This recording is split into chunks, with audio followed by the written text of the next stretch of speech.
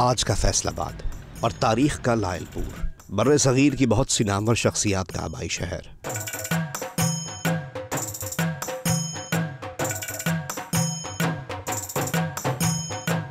लेकिन तारीख साजी और अक्सबंदी के अमल में कहीं कहीं कभी कभी किसी न किसी वजह से कोई झोल रह ही जाता है।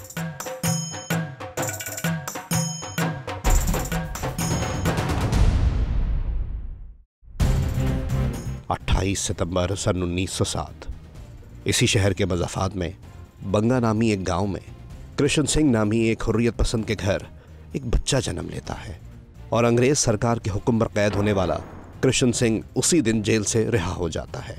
इसीलिए बच्चे का नाम भागावाला रखा जाता है, क्योंकि पंजाबी ज़बान में भागावाला खुशकिस्मत फ़र्द को कहा जाता है। लेकिन आज की दुनिया भागावाला को इसकी दादी के रखे हुए भगत सिंह के नाम से जानती है।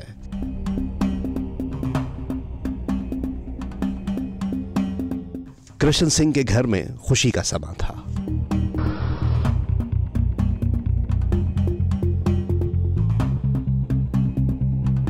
ये पूरा खानदान अंग्रेज सरकार के खिलाफ सरापा एहतजाज की अलामत समझा जाता था। कृष्ण सिंह और इसके दो भाई अजीत सिंह और सूरन सिंह पूरे शुमाली हिंदुस्तान में अपने हुर्रियत पसंद ख्यालात की सबब जाने जाते थे।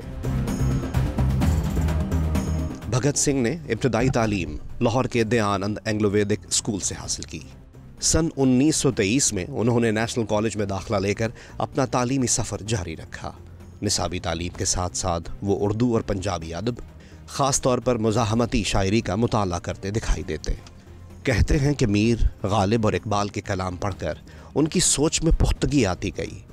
हिंदुस्तान पर अंग्रेज़ों के राज से नफ़रत उन्हें विरासत में मिली थी। जेल में लिखी उनकी डायरी के वाक़यात आज भी उनके अदबी, सियासी और मुज़ाहमती शऊर की वाज़े अक्कास हैं।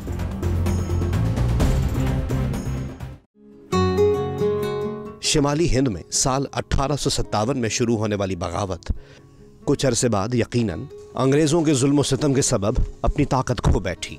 लेकिन ये तहरीक किसी न किसी तरह खित्ते में बतदरीज इज्तमाई बेदारी का सबब बनती रही। क्या मुसलमान, क्या हिंदू और क्या सिख हो ईसाई, तमाम मज़ाहिब की तर्जुमानी करने वाली शख्सियात और तंजीमें गैर मशरूत तौर पर इस नज़रियाती जद्दोजहद में शरीक थीं। लेकिन अंग्रेज़ राज को ये बेदारी किसी तौर काबिल कबूल न थी। 13 अप्रैल सन 1919 मुत्तहिदा पंजाब के शहर अमृतसर के जलियांवाला बाग में सैफुद्दीन कचलू समेत चंद हुर्रियत पसंदों की गिरफ्तारी और गैर मुनसिफाना कवानीन के नफाज के खिलाफ एक पुरअमन एहतजाज जारी था कि अचानक एक अंग्रेज फौजी अफसर बदनाम ज़माना जनरल रेगिनाल्ड डायर के हुक्म पर इन पुरअमन मुजाहिरीन पर गोलियों की बौछार कर दी गई। इस सानहे में सैकड़ों निहत्ते हिंदुस्तानी जान गंवा बैठे।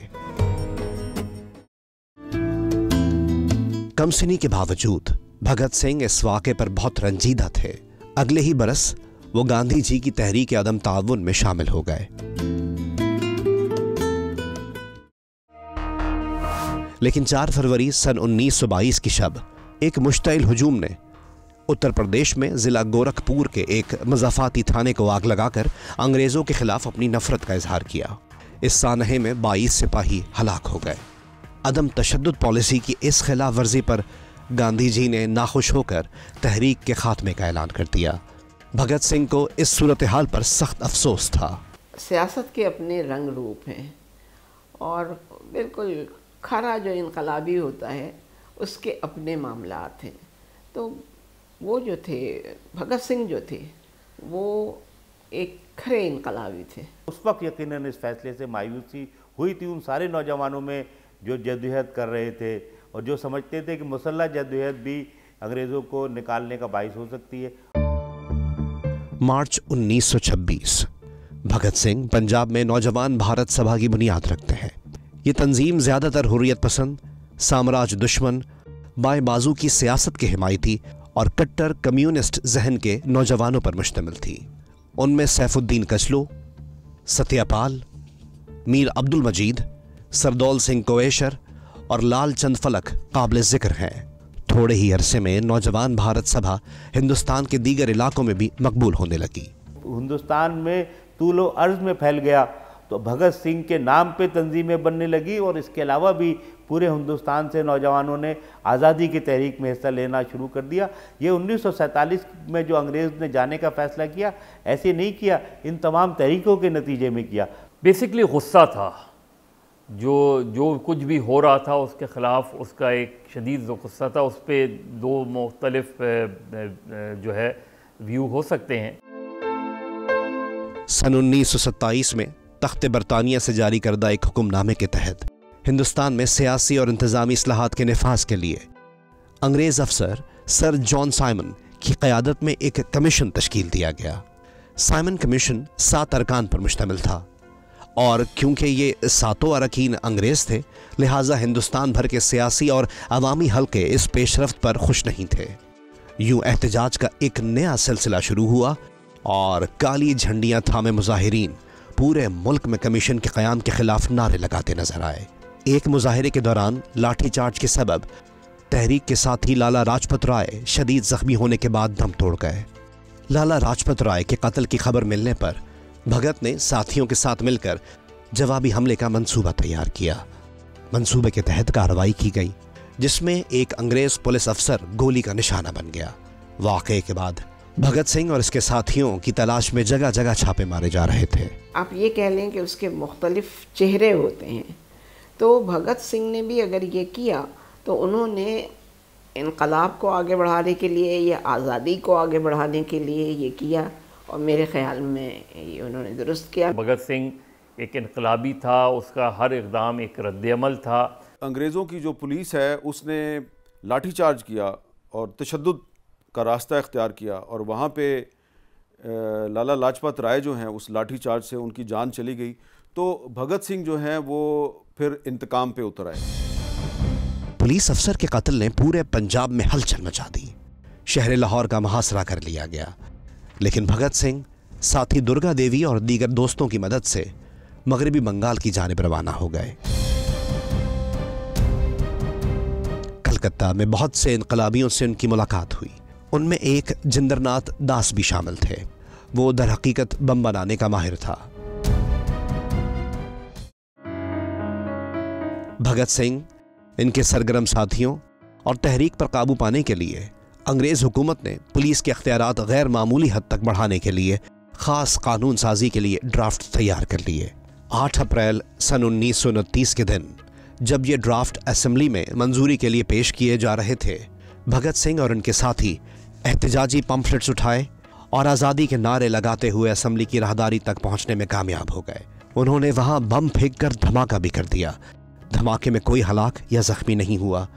भगत सिंह ने बादशाह खुद अपने बयान में कह दिया कि अंग्रेज़ हुकूमत की तवज्जो गैर मुनसिफाना इक़दामात की तरफ मबजूल कराना इस धमाके का वाहिद मकसद था, और उन्होंने खुद को एक उसूल पसंद, ईमानदार और बहादुर हुर्रियत पसंद साबित करते हुए कानून के हवाले कर दिया। उनकी गिरफ्तारी के बाद मजीद इंकिशाफ हुआ कि वो अंग्रेज़ पुलिस अफसर के कत्ल में भी मतलूब थे। अंग्रेज़ अफसर पे हमला भी करवाया और उन्होंने असेंबली के अंदर एक धमाका भी किया, और धमाके का मकसद वहाँ पे लोगों को कत्ल करना नहीं था, एहतजाज रिकॉर्ड करवाना था। कहा जाता है कि कायदे आज़म मोहम्मद अली जिन्ना धमाके के वक्त असेंबली में मौजूद थे और बम्बई रेजिडेंसी के नुमाइंदे की हैसियत में वो इन मुतनाज़े ऑर्डिनेंसेस के नफाज की मुखालफत में तकरीर कर रहे थे। पाकिस्तान में बहुत से लोगों को ये नहीं पता कि कायदे आज़म मोहम्मद अली जिन्ना जो हैं वो भगत सिंह के बहुत बड़े हामी थे, और इसके दस्तावेजी सबूत मौजूद हैं। सरफरोशी की तमन्ना अब हमारे दिल में है, देखना है ज़ोर कितना बाजुए कातिल में है। ये उसी मशहूर गज़ल के अशार हैं जो कि भगत सिंह के लिए बिस्मिल अज़ीमाबादी ने लिखे थे उस ज़माने में। कायदे आज़म ने भगत सिंह के मुकदमे में इंसाफ के लिए भगत सिंह की हिमायत की। उन्होंने कहा कि ये मुकदमा गलत है, उसे रिहा होना चाहिए, वो फ्रीडम फाइटर है, जबकि गांधी ने नहीं की थी। भगत सिंह अपने खिलाफ मुकदमे की पेशियों के दौरान अदालत के अहाते में अक्सर तकरीर करते, सहाफ़ियों से बातचीत करते और अंग्रेज़ राज के खिलाफ बयानात देते दिखाई देने लगे। इस प्लेटफॉर्म के ज़रिए हिंदुस्तान भर में और बैरूनी दुनिया तक उनके सियासी नज़रियात और तहरीक को बहुत शोहरत मिली। ख़ास तौर पर डेली ट्रिब्यून और हिंदुस्तान टाइम्स जैसे अखबारात भगत सिंह की पेशियों की तफसीलात, उनके बयानात और तकरीर की तफसील बड़े पैमाने पर मुस्तकिल शाया कर रहे थे। भगत को यकीन था कि अदालत में अपनी हर पेशी पर उनकी अंग्रेज सरकार मुखालिफ तकारीर आज़ादी वतन के लिए कारामद साबित होगी।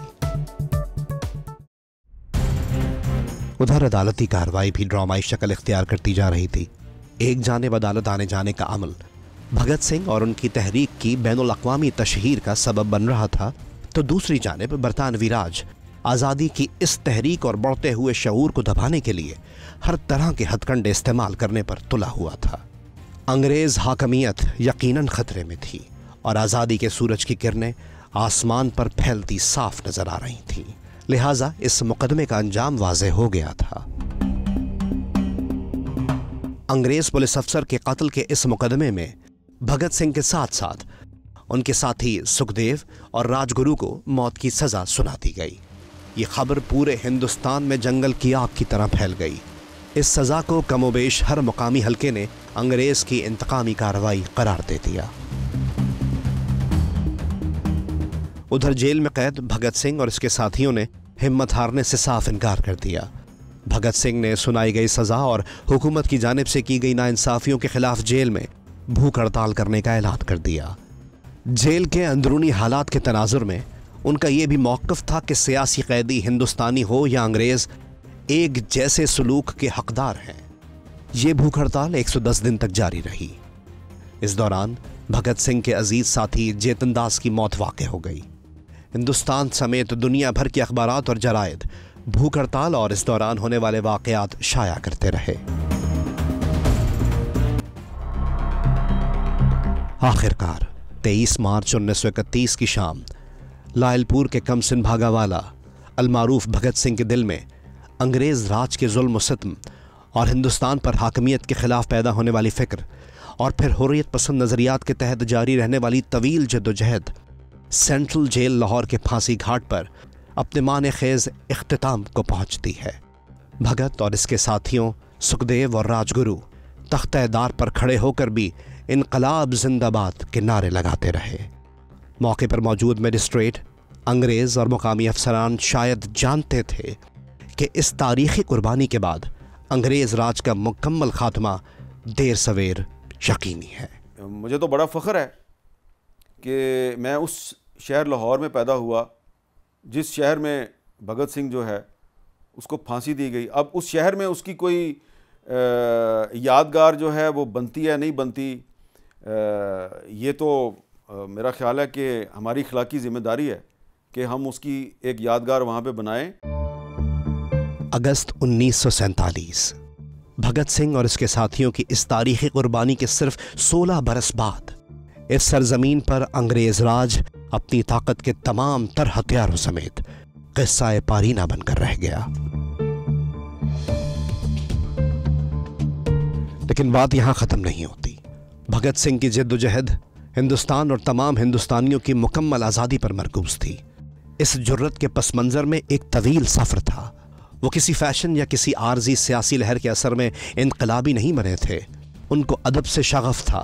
वो फ़नून में दिलचस्पी रखते थे। वो किताबों का मुताला करने वाले इनकलाबी थे। यहाँ तक कि जेल मुंतकिल होने के बाद भी उनका ज़्यादातर वक्त अखबारात, जराइद और किताबें पढ़ने में गुजरता था। इस शौक़ के सबब उन्हें दौरान क़ैद कई मुश्किलात का सामना भी था। वो आखिरी वक्तों में भी क्लारा ज़ेटकिन की तसनीफ़ रेमिनेंस ऑफ लेनिन का मुताला कर रहे थे। कहते हैं कि वो अपने मिलने वालों से सिर्फ यही दरख्वास्त करते थे कि जेल में किताबों की दस्तयाबी जारी रहे। भगत सिंह के इनकलाबी फ़लसफ़े की बुनियाद मार्क्सी नज़रियात पर कायम थी। वसी मुताले ने उन्हें शऊर, दयानतदारी और साबित कदम रहने में फ़आल किरदार अदा किया। वो अपनी सरज़मीन और अपने लोगों से मोहब्बत करने वाले इंसान थे। उन्हें अपने गांव बंगा से मोहब्बत थी, उन्हें पंजाब से मोहब्बत थी, उन्हें पूरे हिंदुस्तान से मोहब्बत थी। लाहौर से कोलकाता तक उनके चाहने और मानने वाले मौजूद थे, क्योंकि वो एक मुहिब्बे वतन इनकलाबी थे। उनके आबाई गांव, उनका आबाई शहर और उनका आखिरी शहर आज पाकिस्तान में वाक़ है। अलबत्ता उनके मामले में यहाँ तारीख़ के औराक कहीं कहीं धुंधले दिखाई देते हैं। अफसोसनाक बात है वो ये कि पंजाब जो है वो भगत सिंह को वो मकाम नहीं देता जिस तरह के बाकी जो आज़ादी के जितने भी हीरोज़ थे उनको मकाम दिया जाता है। कायद-ए-आज़म मोहम्मद अली जिन्ना और अल्लामा इकबाल की तरफ से जो भगत सिंह की हमायत की गई, उसके बावजूद आज पाकिस्तान की रियासत जो है वो भगत सिंह को उसका वो जायज़ मुकाम देने के लिए तैयार नहीं। पाकिस्तान में उसको ज़्यादा अच्छे तरीके से बनाना चाहिए। पाकिस्तान को भगत सिंह पर ज़्यादा काम करने की ज़रूरत है। जो हकीकी आज़ादी लड़ने वालों को तो पाकिस्तान में जिक्र नहीं होता, मगर भारत में तो वो हीरो हैं और हकीकतन वो सबके हीरो हैं, क्योंकि भगत सिंह का ताल्लुक़ तो पंजाब के शहर जड़ांवाले से था। जड़ांवाला तो पाकिस्तानी पंजाब में है, तो वो हकीकतन सबके हीरो हैं। कहा जाता है कि जब जेल का हरकारा फांसी का पैगाम लेकर भगत सिंह की कोठरी में दाखिल हुआ तो वो रेमिनेंस ऑफ लेनिन ही का मुताला कर रहे थे। कत्लगाहों से चुनकर हमारे अलम और निकलेंगे उस शाख के काफिले, जिनकी राह तलब से हमारे कदम मुख्तसर कर चले दर्द के फासिले।